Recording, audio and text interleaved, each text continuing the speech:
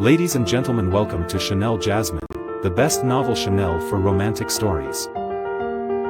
Hai guys, selamat datang di channel Jasmine, channel terbaik untuk menyimak novel-novel romantis. Mohon dukung channel ini dengan subscribe, like dan share video-video yang ada di channel ini. Terima kasih.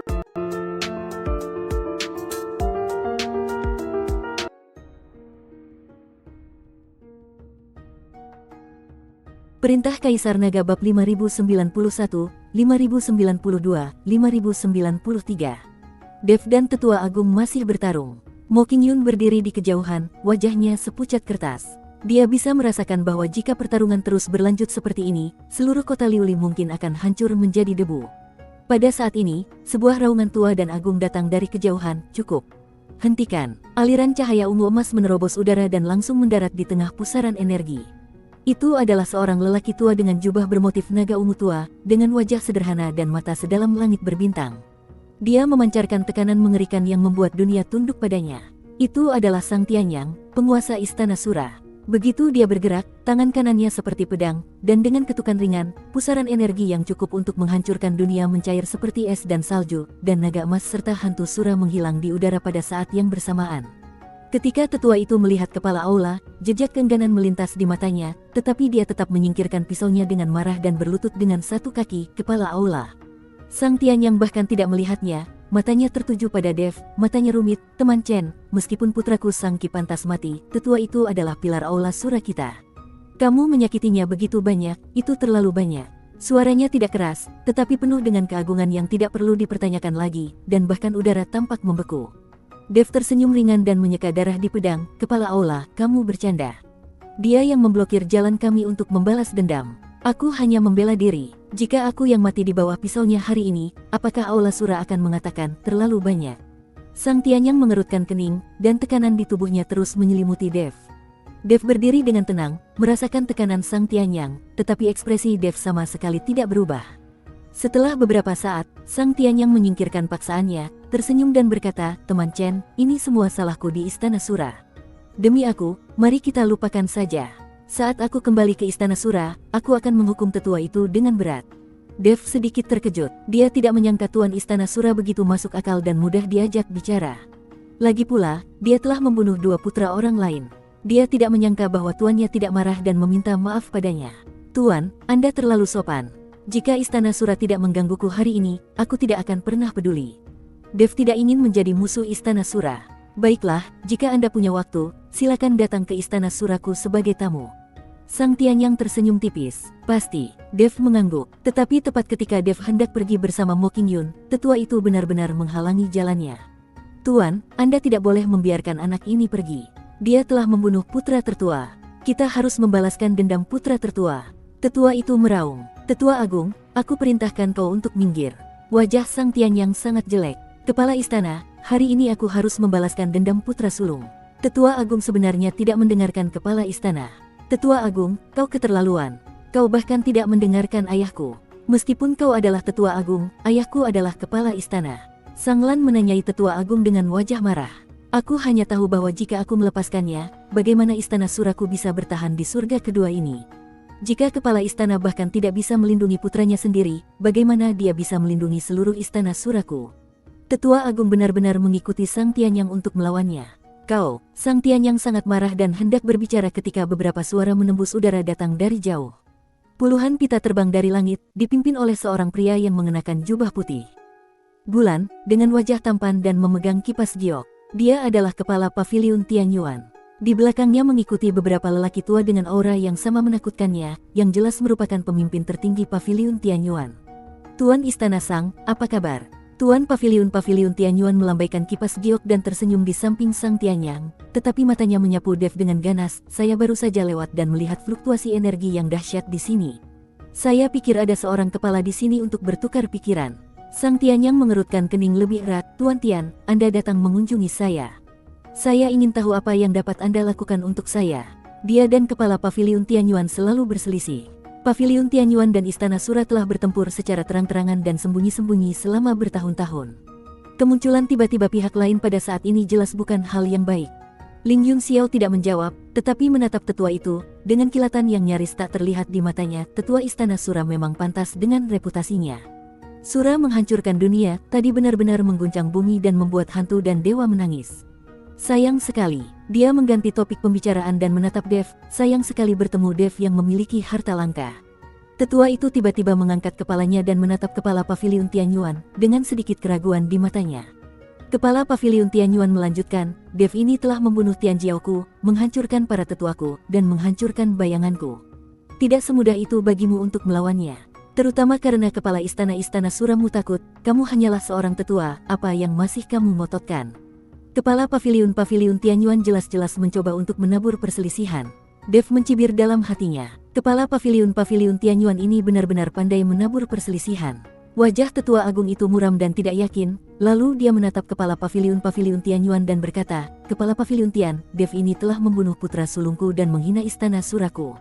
Hari ini, bahkan jika aku mempertaruhkan nyawaku, aku akan mencabik-cabiknya. Jika kepala Paviliun Tian bersedia mengulurkan tangan, aku bersedia mengesampingkan dendam masa laluku dengan Paviliun Tianyuan. Begitu kata-kata ini keluar, semua orang terkejut. Wajah Sang Tian yang berubah drastis. Penatua Agung. Ia tidak menyangka bahwa Sang Penatua Agung tiba-tiba mengusulkan untuk bekerja sama dengan Paviliun Tianyuan. Perlu diketahui, kedua faksi itu selalu menjadi musuh bebuyutan. Penatua Agung, kau bertindak terlalu jauh. Tidakkah kau tahu bahwa istana Sura kita selalu berselisih dengan Paviliun Tianyuan? Dan Dev membunuh keluarga sang kita, putra ayahku. Mengapa kau ingin mempertahankannya? Sang Lan sangat bingung dengan perilaku tetua itu. Karena Sang Qi adalah putranya. Tiba-tiba, Sang Tian yang berbicara perlahan. Apa? Sang Lan terkejut. Dev dan Mo Qingyun juga terkejut. Dev, yang telah berencana untuk pergi, tidak pergi. Ia ingin mendengarkan dengan saksama apa yang sedang terjadi. Hahaha, ada hal seperti itu di Istana Sura. Aneh sekali. Kepala Paviliun Tianyuan tertawa. Wajah tetua itu muram, tetapi ia tidak menyangkal kata-kata Sang Tiannya. Ayah, apa yang terjadi? Sang Lan bertanya dengan bingung. Sang Qi adalah putra bibimu dan tetua. Mereka pikir mereka melakukannya dengan sempurna, tetapi aku sudah mengetahuinya sejak lama. Itulah sebabnya aku mengasingkan diri dan menyerahkan Istana Sura kepadamu. Sang Tianyang menjelaskan. Setelah mendengarkan penjelasan Sang Tianyang, Sang Lan benar-benar tercengang. Dia tidak menyangka bahwa kakak laki-lakinya bahkan bukan saudara tiri.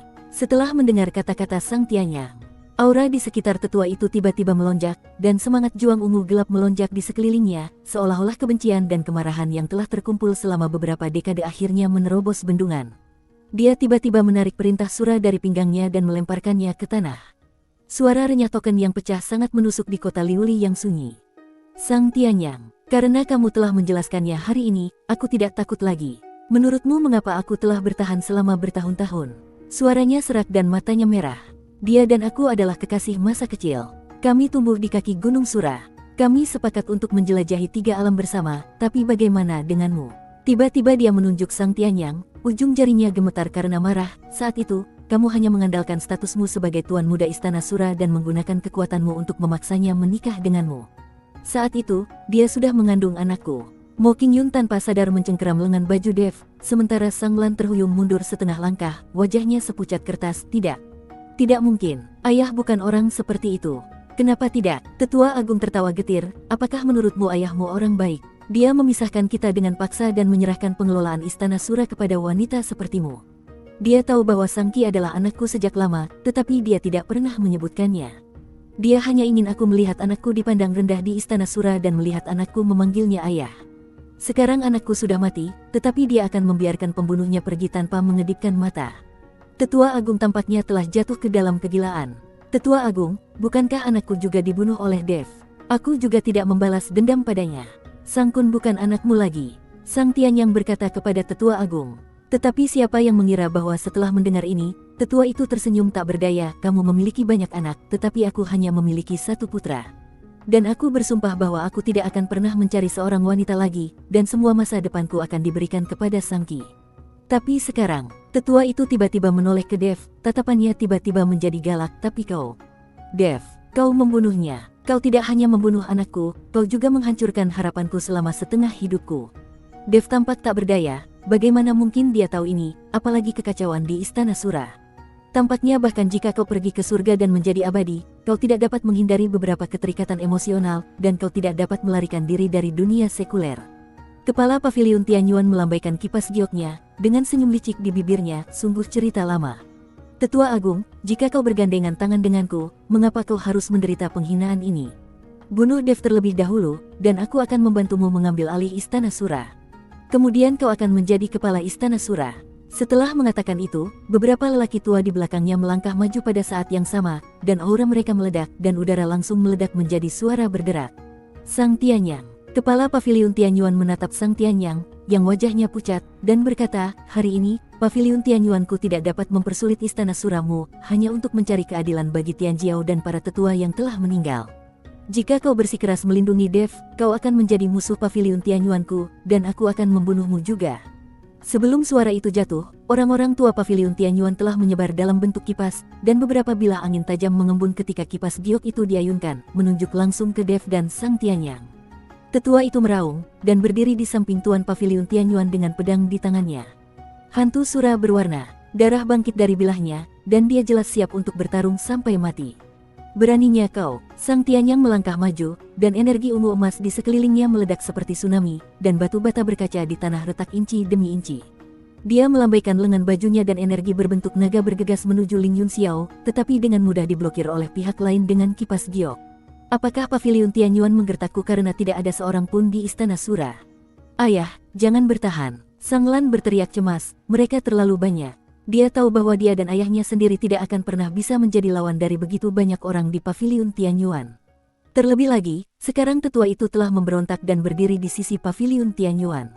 Tuan Paviliun Tianyuan mencibir, Sang Tianyang, kamu telah mengasingkan diri selama bertahun-tahun, dan Istana Sura bukan lagi Istana Sura di masa lalu. Hari ini, aku akan menunjukkan kepadamu siapa penguasa surga kedua. Orang-orang tua di belakangnya menyerang pada saat yang sama, dan berbagai sinar energi terjalin menjadi jaring, menutupi Sang Tianyang dan Dev. Pisau tetua itu langsung menuju ke jantung Dev, matanya dipenuhi dengan niat membunuh yang tak tersamar. Dev, terima kematianmu. Melihat jaring itu akan jatuh, Sang Tianyang tiba-tiba melihat ke langit dan meraung, suaranya mengguncang langit. Liontin giok Sura di dadanya tiba-tiba meledak menjadi cahaya keemasan yang menyilaukan, dan aura seluruh orang melonjak dengan kecepatan yang mengerikan. Hantu Sura yang tak terhitung jumlahnya muncul samar-samar dalam aura ungu emas. Metode rahasia Sura, sihir Sura. Dia menyatukan kedua telapak tangannya, dan hantu besar Istana Sura muncul di belakangnya. Pintu istana perlahan terbuka, memperlihatkan hawa dingin yang suram dan menggigit. Bersambung.